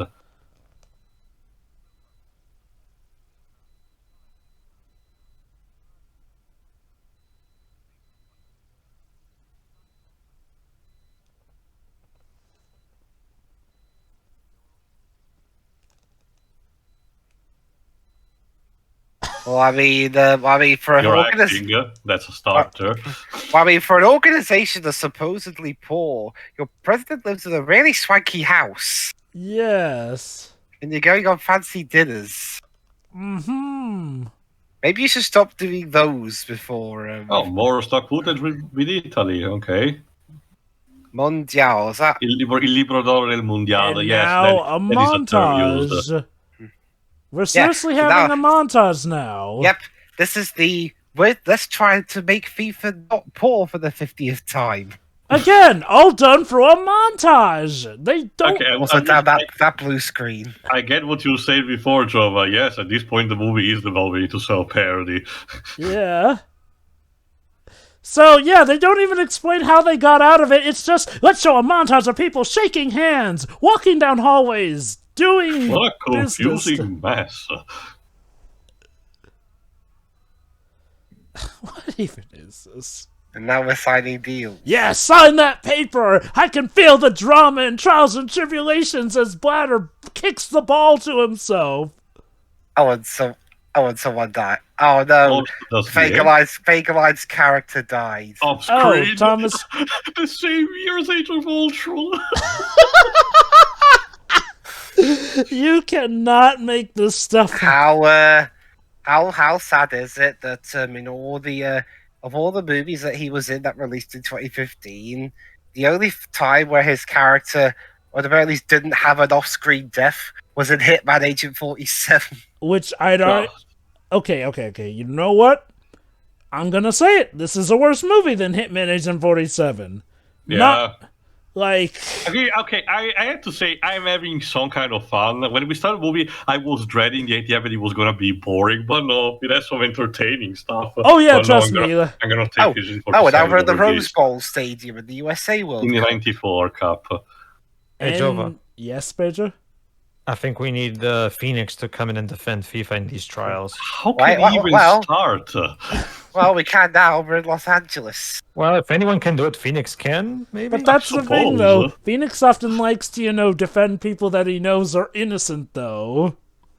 If anything, this would be the case where even Winston Payne would win again. But don't you see, Joe, where FIFA totally swears that they're totally innocent. Okay. Tio, gonna ask. How many Cyclops would be showing up when Phoenix Summoners asks FIFA about their innocence? 5, Dark. The guys, Avalanche's feels that his time will soon be up. Oh no! President. Because when he resigns, he wants Sepp Blatter to take over.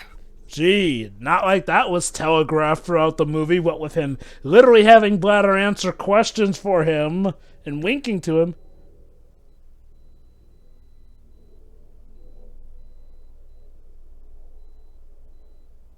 Can you really? That stare. Again. If you refuse, I'll kill your family. Yeah, it sounds like that.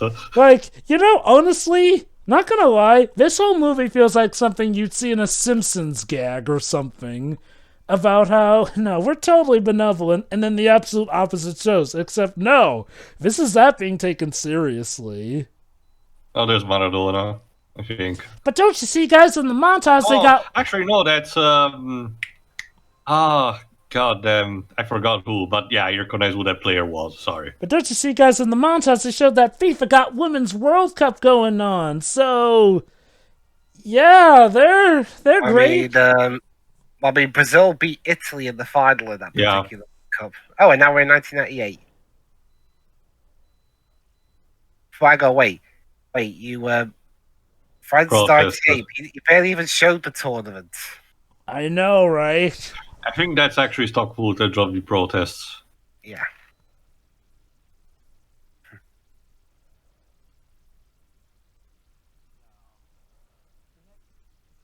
In 2002.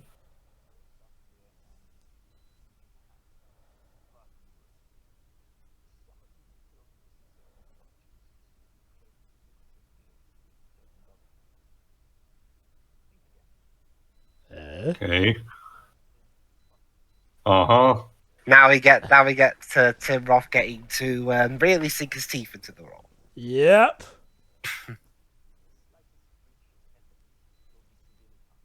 Sure he will.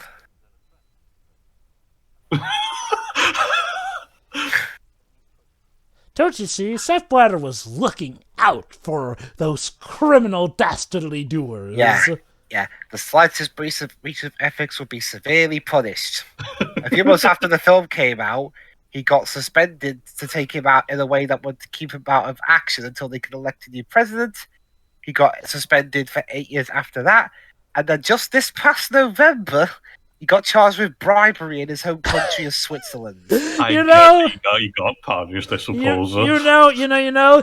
This is a special kind of movie that just becomes even more laughable the more every year passes, because FIFA just do not learn.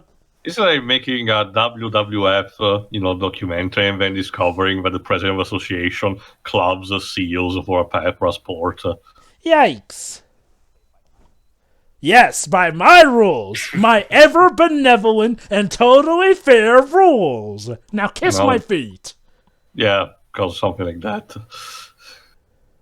Now where we are. So yeah, as Dribs mentioned, this is where Tim Roth gets to... A Space Odyssey. Oh, also, yeah, yeah, fair enough. Yeah, big...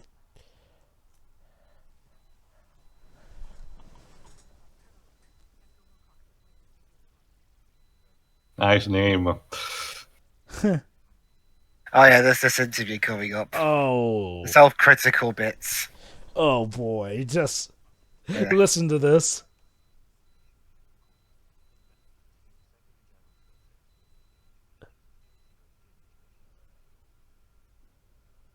Look at that smirk he gives him. Okay, so basically, he was saying, hey, I'm not responsible. I wasn't president, but you're the Secretary General. Yeah.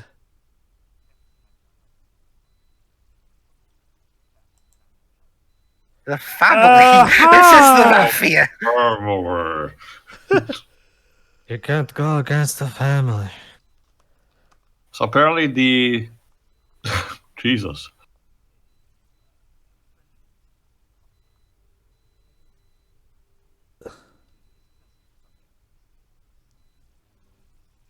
You know what this movie needed, Dwebs? we needed to end with everybody kissing bladders and then going, Godfather. Also, apparently, this reporter Jason is played by Jason Barry, which is actually an Irish actor. Apparently, I don't recognize pretty much anything else from his career. But the last thing that he did was voicing a character in the story mode of Call of Duty: Infinite Warfare in 2016. Oh boy, it's Christmas time. Oh, so it's a Christmas movie, technically. Merry Christmas. We're recording this in March. Humbug. Do I totally not? We're 21 minutes from the end. Oh, look at how great Sepp Blatter is, having fun with his family, y'all. He's a good Just guy. hanging out. Please tell me the credits are 19 minutes long. He's on the phone. Who's that? Easter, Sam Neill's character, I guess. No. Nope.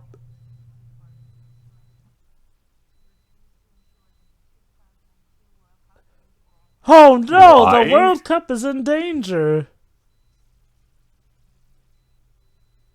Because, back to you, Havelange lived up until 2016. At the age of 100. Huh. So I guess it's something that this movie will not show.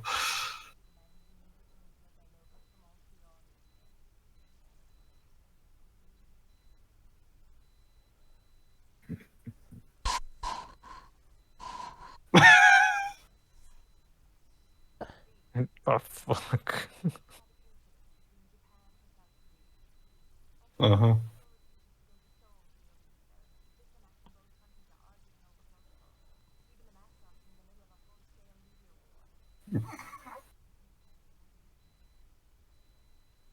I mean, it is a sport product. It just looked like a Captain Tsubasa. I'd resolve it actually there on the field. That's the thing too. Tsubasa doesn't usually go into the political aspect of the sport. It's just pure... Big game by the well hidden secrets of FIFA.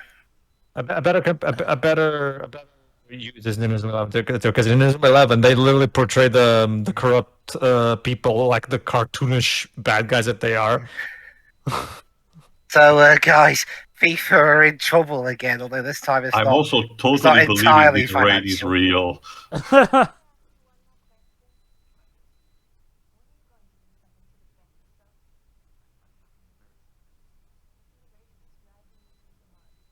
So this guy's mentality is, I've done nothing that needs to be defended, so I'm not going to defend myself.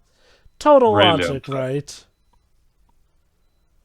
To give you a basic idea, Teo, in the first chapter of the first game, when you're like the president of the other school that you're playing against is sitting with his sunglasses on top of a building in a chair.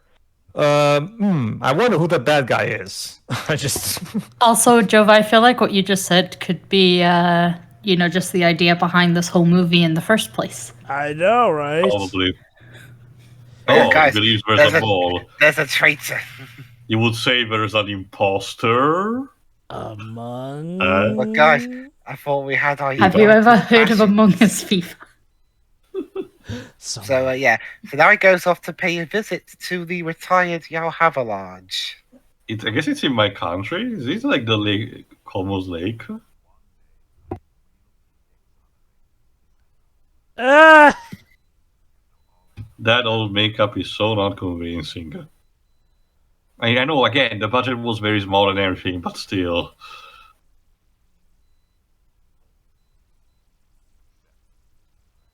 Also, for context, this is what Yao Havilage looked like in 2010. Let me check. Yeah, clearly the same.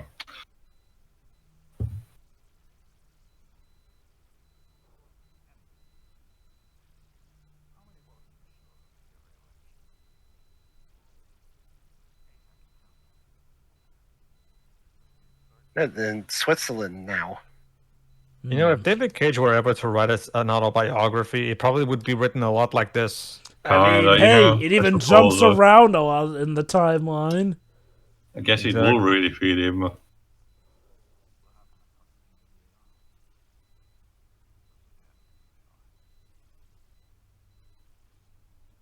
That's not corrupt at all. Also, when he said to himself, "I'll be exonerated," I think he was referring to that time in 1999 where the Telegraph, the big Dutch daily newspaper, said he accepted gifts of diamonds, bikes, porcelain, paintings, books. I'm All sure. in connection with that time Amsterdam failed to win the 1992 Summer Olympic Games, the hosting rights. You know, Shira, we really need FIFA Neil are Breen corrupt. to come in and kill all the corrupt people. We need this as part of his cinematic universe he's totally making. Not even just killing them, like scaring them to commit suicide on their own. I resign as the president of FIFA.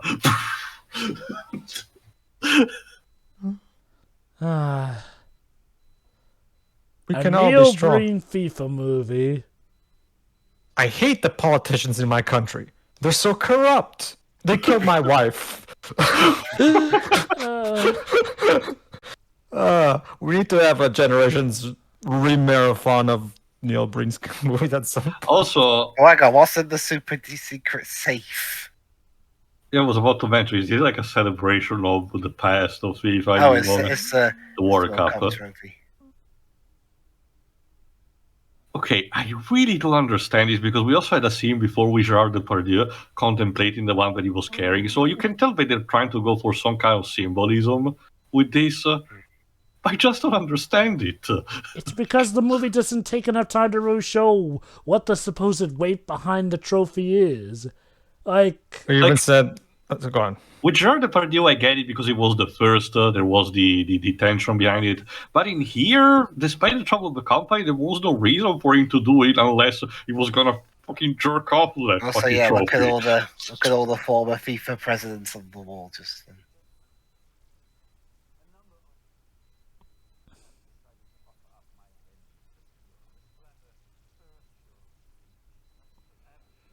is that supposed to be the representation of the one actual good member in FIFA?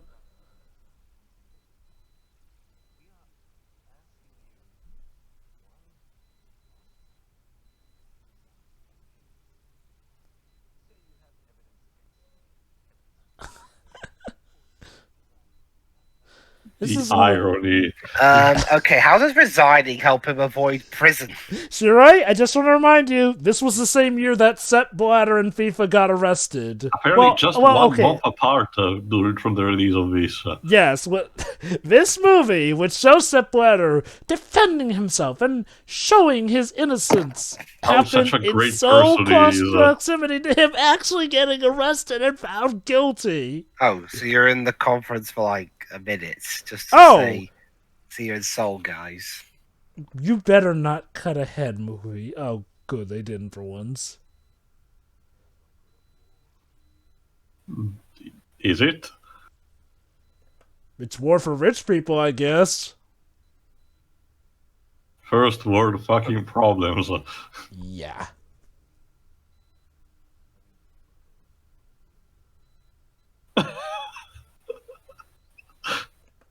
Yeah, you know, keep your friends close and your enemy closer. But never forget. It really sounds like a mafia movie. I know, right? Yeah. It's a mafia movie without the hits. Yeah, I'm surprised Sepp Blatter isn't picking up the phone and ordering the assassination of those guys. So, how will they solve the problem, I wonder? The piano is telling me to be tense. Oh, yeah. It reminds me of a time when there was a FIFA presidential election, and it was so... I'm surprised he even bothered. Sepp Blatter was the only one running. Literally, the voting papers just had his name on it. It was basically a farce. Yeah. Vote for Sepp Blatter or vote for nobody. Yeah. Oh, look at how serious this is. This piano piece sounds like one of those. I'm someone who's currently learning how to score properly, professionally, and I'm trying to make a remix, from one of the musics from Ocarina of Time. Oh my god, even with the mirror. Do you feel the tension, everyone? Do you feel the weight of it? Do you see that? It's supposed to be the climax of the movie. This is truly the struggles of FIFA. What's your take, Shiroi? I was about to say I feel nothing for this. But Shiroi, don't you feel sorry for innocent Blatter being accused of stuff he totally didn't do? You're all terrible people, yes? See, that's the thing. This movie's been having FIFA having money problems and problems organising, and yet the climax of the movie is one guy potentially losing his role as president. Oh no! The escalation of this movie is all out of whack. And here's the problem. I mean, it'd be like the abomination and kills everyone in the room. It'd be like if you had the ending of Endgame in the middle, and the actual ending of it was just them talking to the Hulk in the cafe. Here's the problem, honestly. Even if they did want us to care about a particular character, we barely get to spend enough time with any of the main characters.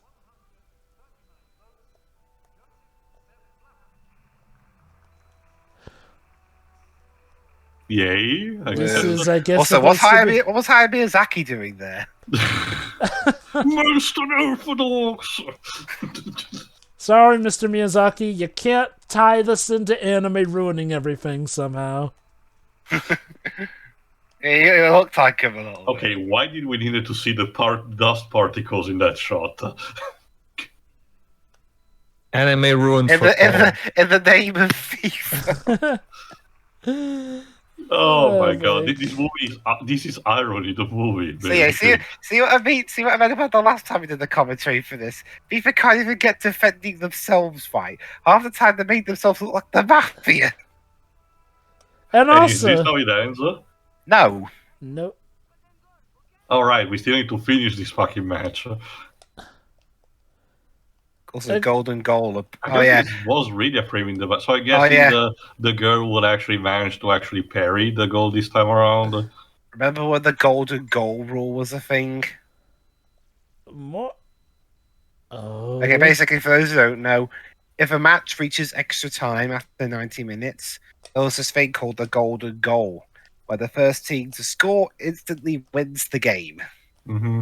I did remember the term at least. And now let us have a look from back. the beginning to the end. I actually didn't mention the guy at the beginning was played by Fisher Stevens. And now here's the first president in his aged up time. Why? I don't know. I get what they're trying to do. Again, a celebration from the beginning to the end. All the occasions, the steps of this company. Again, for Project tries to be quote unquote the celebration of something that has been running off for basically a century. I actually do get to the thought process. It's just that it's unfortunate that it's applied to such a corrupt and bad company that it has a movie that's basically just jerking off to itself. And yet again, their attempts to jerk themselves off have the exact opposite result, because this movie just makes them look corrupt as all hell. And don't you see? Oh, I'm sure you did. Also, Jova, the movie didn't even need to make any of that happen. It was already like that. Also, I guess the girl just decided to do the maneuver that Wims loves to do, have the goalkeeper just go in berserk and score a goal for themselves. Yeah, I mean, not gonna lie, that's usually a bad tactic in soccer. Oh, it's more of a refuge in audacity if you manage to actually perform it, I guess. Yeah, but if you fail it, then you just really look bad. And yet the saddest thing, this was one of the better recurring stories of this whole film. Yes. Can this girl overcome her... It reminds me of We're Back for Dinosaurs in New York, where the important stuff for the framing device was the bird having to be accepted by his family. And now let us go to May 15, 2004. Oh, with stock footage. Oh, it's not. Well, at least they tried to masquerade this time. Hey, remember that plot we had about him trying to be friendly with Africa? And them excluding South Africa for a while because of the apartheid?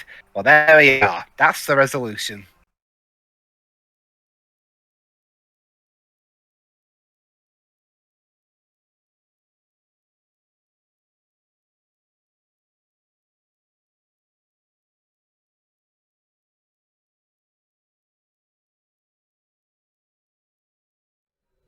How uplifting. And you know what? I'm sure when this came about, this was a historical moment here and there. Oh my god, that transition to Nelson Mandela was kind of bad in terms of editing. Oh, wow. Like, honestly... Oh, it gets worse. They tried green screen him to be right near... Yeah, see? Why not just show the actual set bladder there? Why? So you're not Forrest Gump movie. Starring Gerard Depardieu, Sam Neill. You see, we haven't seen Tim Roth. Where are they now? Stevens. Gemina West. Gemina West. It's like Thomas Kreisman. It's like they're doing the credits of not another teen movie. I know, right? Antonio De La Torre. Martin Not another Jarvis. sports movie. Jason Barry. You know, why was never like a parody movie like that? Honestly, again, this just is like the kind of parody movie without, the punchline. It's not self-aware. That's the biggest problem. I got a cheer. Chris Evans is like, Bladder's got a gun.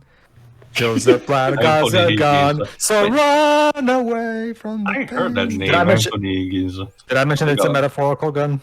Yep, in association with FIFA. And then everybody booed. Apparently, this was his last movie role. It's not like he's died, but he has only done after this one TV movie.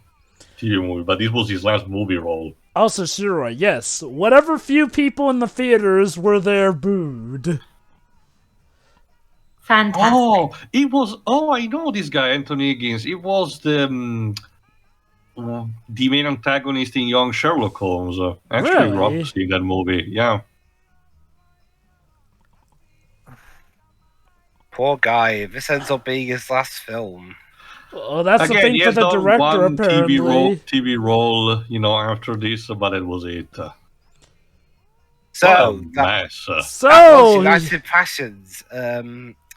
So, of the two newcomers to this film, who wants to go first?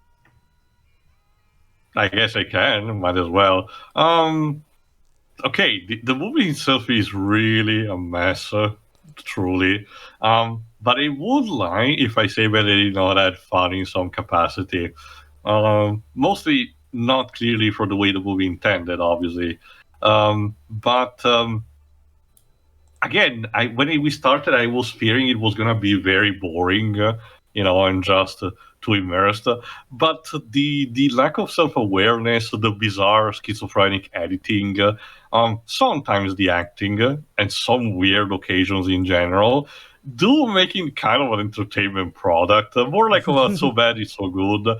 But I admit, this is the kind of thing that it's best to enjoy with a bunch of people, at least with some knowing actually the sport properly, and probably with some alcohol to boot. But there is indeed potential. I'm surprised not many people actually reviewed this movie. Probably someone did, and I'm just, haven't checked it that much. But this has potential also for riffing material. But yeah, as a celebration of FIFA, this is just embarrassing. Like, I can't clearly tell what they were trying to do. The structure is there to tell this kind of epic that starts from the origin, their origin until the very few days to see the trials and tribulations and then ultimately overcoming what's a very negative thing. The problem is that all the problems presented were things that really happened and were problems that FIFA was actually accused of. And yet they're being passed all as the good guys, the ones that, always had good intentions, that rise above the racism and sexism of the rest of the world and put together a better entertainment for everyone. And no, not at all. Fuck off. Like, oh my god. Yeah, there's another thing. The music is also been entertaining in how it takes itself seriously. It's the same fact that I will say manages to work for the South Park video games, where the music takes itself completely naturally seriously, but it creates that kind of norm effect that makes it entertaining. Only in this case it's unintentional. Also, yeah, this was in 6 Cup, I noticed. So yeah, on one hand, this is terrible, especially for the people involved, and some of the actors are not really fitting for roles like Sam Neill. But on the other, yeah, I was kind of entertained, which is more than I can say for a sport movie, like, especially one like this, but supposed to be more documentary than anything. So good job, I suppose. So there is that. Next, Shiroi. As a movie, like, taking the subject matter away from it a little bit, it wasn't as terrible, just as a movie. The pacing was very strange, all the odd cuts. And yes, it dragged, but, like, I've seen far worse in terms of, just movie structure and whatever. The story, though, is an absolute joke. From what bit? From FIFA trying to portray themselves as the good guys, or everything else? All of it. All of it. They must have had, they kind of, somebody must have known this would be dead on arrival, surely. Apparently a lot if of not FIFA actors, themselves, somebody must have. According to what we know, a lot of the staff apparently did have that idea. Again, it was FIFA who were apparently the ones most confident in this movie. I mean, it was mentioned by one of you that none of the people who worked on this movie, aside from FIFA, actually liked working on it. And Tim Roth even admitted that he kind of upped the evil persona of Sepp Blatter in this movie. But, yeah, I don't think I have anything else to say about this. It was just one big joke, and not a funny one. It was just kind of sad. Well said. Like, no one was buying this. Well, don't you see, Shiroi? Cheating is a very sensitive term. Line said by the actual president of FIFA. Totally. Would you prefer sleazy fucko? Like, is that better? Or... All right. That's it from me, though, for this. Yeah, this film was a complete mess. It fails at absolutely everything it sets out to do. It's not a good movie on its own right. It's not a good defensive FIFA. In fact, it kind of makes it look worse because of all the times they're portrayed as the mob. And the acting isn't really all that impressive from anybody. A few of them are flat out miscast, like you mentioned, Sam Neill as a Brazilian. Yeah, sure. Literally the only positive thing is watching Tim Roth subtly yet not subtly at the same time portray Sepp Blatter as the slimy git that he is, and somehow FIFA didn't notice. Seriously, I mean, not only is FIFA a horrible organization, they're also really dumb. I mean, no wonder throughout this movie they keep getting bankrupt over and over again. Seriously, how did they even stay solvent if they keep going bankrupt once every decade? It feels like, and the way it tries to portray a lot of the more corrupt people as angels is both hilarious and sickening at the same time. And the way it just kind of brushes aside all the corruption, literally, the only thing about them missing the money and being potentially being corrupt was literally brushed away in like one short scene between Sepp Blatter and the interview where he was like, "Oh no, I wasn't the president at the time, but guy, you were the secretary general. So either you knew, which makes you just as guilty as all the rest of them, or you didn't, which makes you an idiot." And then he just smirks at him. And that's the thing; it's never really dealt with. We just cut ahead in time, and things are fine. Yeah, that's the biggest. One of the bigger problems of the movie. It tries to cram over 100 years into like nearly 2 hours, and it just doesn't work. It's not just the amount of time, but also the number of events it tries to cram in. Things don't get time to develop if they develop at all, and and some of the dialogue is just awful. Like the bit at the start where it's like, "This is a boys' game, but it is a man's sport." Whatever that means. Yeah. Yeah. That's a bit. Oh, there was this other line of dialogue. Unemployment has all but disappeared because everyone is working. No shit. Like, no duh. Guys, I get the feeling Sepp Blatter isn't very smart. How did he get to run FIFA? Even in real life. Don't you see? It was all how Havelange handing it over to him when he retired. Sure. So, also about the whole Stanley Rouse thing. Apparently, in real life, that guy, that English guy who was president but lost it to Havelange. Okay, apparently he did lose the role of FIFA president to Havelange because he was blatantly racist and supported apartheid. But the film actually tries to give him, for some reason, a historical villain upgrade, even though his actions in real life kind of made him the villain. And why do you need to do that? I mean, those kind of views nowadays are already considered pretty vile by now. And also tried to push up Havelange as this great man who was also really flawed and makes the real life Rouse's faults look pretty overblown. I mean, yeah, racism and supporting apartheid are bad, but damn.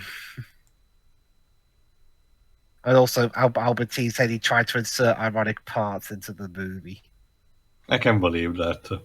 Like the whole thing of Uruguay winning the right to host the World Cup straight away, despite them holding a sham announcement saying, "Oh, it was yet to be determined," and also hosting a World Cup and a World Cup victory towards a country that in the 1970s was under a dictatorship with bribery and match fixing, and also kids being in pub. You know, those scenes throughout the movie, those kids playing football, among other bits. But in the movie, it shows them in poverty, and people doesn't do a damn thing about it. No, don't you see? They cut ahead in time, so that automatically makes things better. Sure. I mean, that's how we solve all of life's problems, isn't it? We just fast forward in time to the point where the problem is fixed. You see, Dribs, that's the problem. You're focusing too much on the problem. You should be focusing on the solution instead. No. So I should use this banana to stop the fire? Okay, then. So, alright, well, I go and sort out this fire in my house with a banana. Overall, this movie sucks. It's kind of hilarious in more than one way, but it's still shit. And gee, no wonder no one saw it. Yeah. Alright. Even with its limited release. I'll go next. Well, limited release in the United States. Didn't it get a proper release over in Europe still? I don't know. Oh, well. Anyway. Oh, God! This movie is bad. It sucks as a historical film. It sucks as a dramatic film. It sucks as a sports film. It just sucks overall. And, like, it is amazing. The audacity of FIFA. Again, I like to imagine FIFA looked at this movie. Because if they didn't even give this movie a look, this is completely on them. But I just imagine they looked at this movie and thought, yep, this is the thing that reflects us in the best light. Like, I mean, maybe they wanted to try to be honest, although, given what we know about FIFA, that does not really seem to fit their MO. Like, I mean, this movie is terrible, but it's terrible in a way that it won't leave you bored, which, trust me, given how a lot of sports movies can be, that's kind of an accomplishment.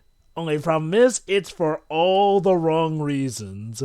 They want to make a movie where FIFA looks benevolent. Yet it seems like the actors took all the chances they could to make FIFA seem like this corrupt overlord. And again, they literally have a line comparing themselves to God influencing the game. Like, I'm sorry, like, that is just cartoonishly evil. And yet, nope, they're the good guys. It's to the point where the big dramatic finish is about whether or not Sepp Blatter will be forced to step down as president for corrupt actions, but he's found innocent.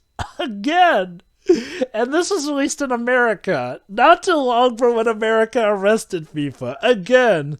Like, everything surrounding this movie is like some cruel joke. And, like, it just writes itself. It's kind of amazing. Like, this is truly one of the most spectacularly awful movies I've seen, and it absolutely did earn a 0% on Rotten Tomatoes, because there is pretty much no intentionally redeeming qualities about this movie. If there are if there are redeeming qualities, it's clearly stuff that went against FIFA's intent. Like, Tim Roth is definitely hamming it up as the villain when he is supposed to be the hero.